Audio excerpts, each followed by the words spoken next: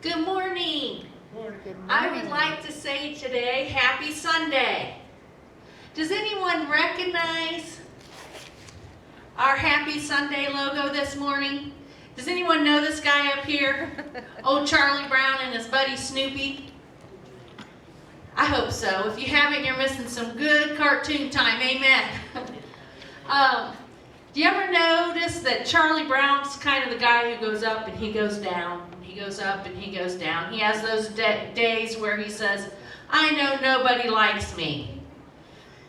But how many knows Charlie Brown is a perfect representation of Welcome to the Island of Misfits? Amen. We all have those up and down days.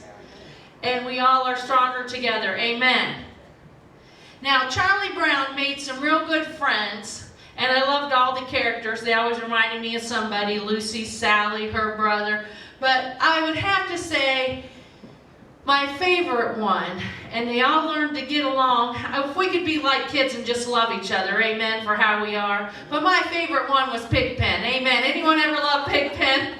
He was something else. Everywhere he went, there was a dust, a cloud going around this guy. And they all learned to love each other and just get along. And Charlie Brown looked past his problems, amen. He even ate lunch with the guy. But I got to give this little character credit because he gave it all he had every time. He never felt out of place. He always got up, dust ball and all, and joined right in with the other kids and had fun. See, we need to learn to be a little bit like Pigpen, and no matter how we're a little bit different, embrace it and do our best every time. See, he'd get up, he'd take the bat, he'd try to hit a home run for the other kids. Well, he even joined the orchestra and played the cello, amen. And don't you know that little janitor had a mess to clean up every time he got done playing. Pigpen was precious.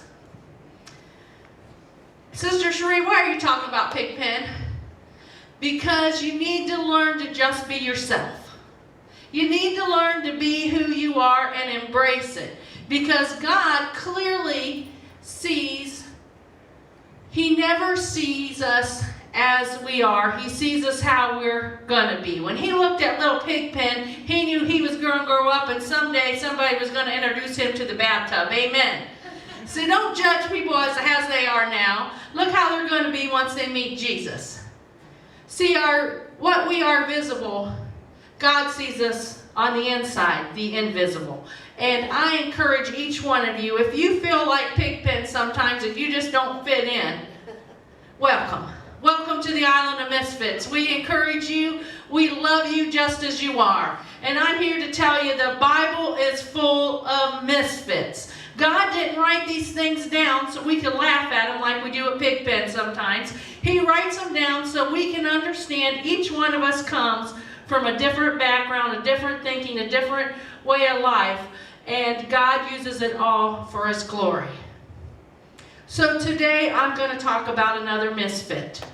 And let me tell you, I'm not going to run of misfits to talk about.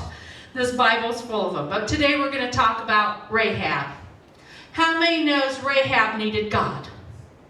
Rahab needed God. If I was going to pick a hero in the Bible, I don't think I would have picked her. First of all, she was a woman. And not many women are heroes, especially in that day and age. You would think you would pick a violent, strong, courageous man. No, God picked Rahab. She was a Gentile and a Canaanite. She was a foreigner. She just didn't quite fit in. Amen. Sometimes we don't fit in the picture the world has. But let me tell you, God specializes in misfits. That's why He picked you, and that's why He picked me. Amen. And it's okay to amen on it because it's true. That's right. That's exactly right.